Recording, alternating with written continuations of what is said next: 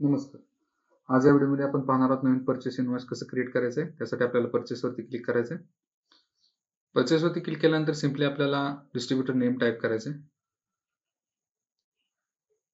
जर का distributor name already added असेल तर सजेशनमध्ये येईल. जर डिस्ट्रीब्युटर ॲडेड नसेल तर आपण सिम्पली ॲड न्यू डिस्ट्रीब्युटरवरती क्लिक करायचं आहे. त्याच्यावरती क्लिक केल्यानंतर असा एक पॉपअप ओपन होईल. तिथं आपल्याला फक्त डिस्ट्रीब्युटरचा GST नंबर टाईप करायचा आहे आणि सर्च करायचं आहे.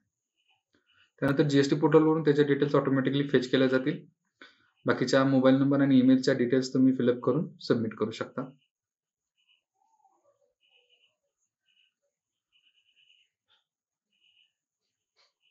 जर का डिस्ट्रीब्युटरला GST नंबर नसेल आणि पॅन नंबरने डिस्ट्रीब्युटर ऍड करायचं असेल तर ह्या आयकॉनवरती क्लिक करायचं आहे, क्वेश्चन मार्कच्या, आणि जनरेट तिकीटवरती क्लिक करायचं आहे. कॉन्टॅक्टर्सवरती क्लिक करून बाकीच्या डिटेल्स फिलअप करून सब्जेक्ट सिलेक्ट करायचं आहे, add new distributor with PAN किंवा पॅन अपडेट.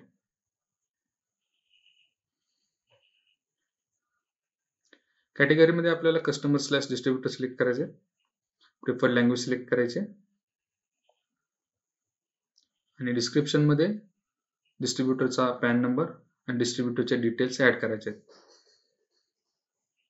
आणि ऍड डिस्ट्रीब्युटर असं लिहून आय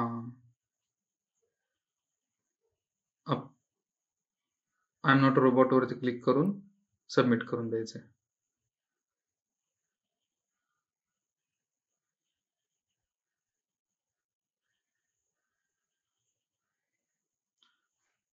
इन केस डिस्ट्रीब्युटरच्या काही डिटेल्स तुमच्याकडे नसतील तर तुम्ही कॅश परचेस पण करू शकता. कॅश परचेस टाईप केल्यानंतर बिल नंबर मॅन्युअल एंट्री करायची आणि इनव्हॉइस ब्रेकडाऊन मध्ये तुम्ही डिस्ट्रीब्युटरच्या डिटेल्स ऍड करू शकता, जसं की त्याचं नाव आणि बाकीच्या डिटेल्स,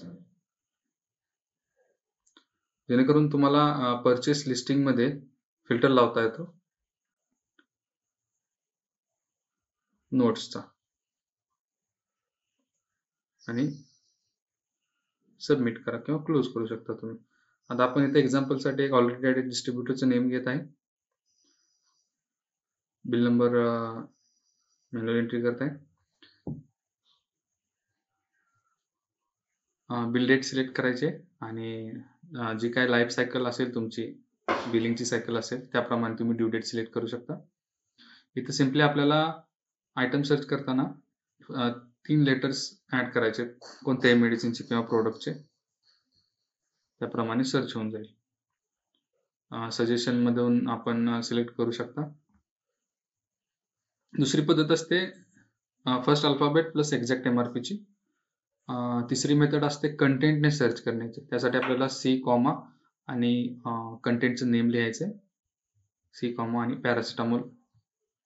इथं पॅरासिटामॉल येते सजेशन मध्ये, त्यामधून तुम्ही सिलेक्ट करू शकता. आता आपण डोलो ऍड करून पाहूया.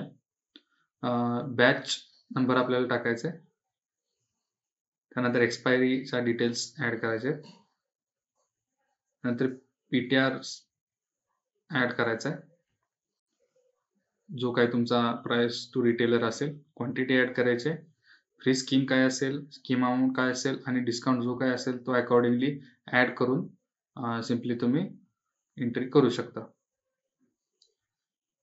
इथं पेमेंट मोड डिफॉल्ट क्रेडिट सिलेक्टेड आहे, पण तुम्ही जो अकॉर्डिंगली असेल तो सिलेक्ट करून अपडेट करू शकता. सेव्ह वरती क्लिक केल्यानंतर सेव्ह होऊन जाईल.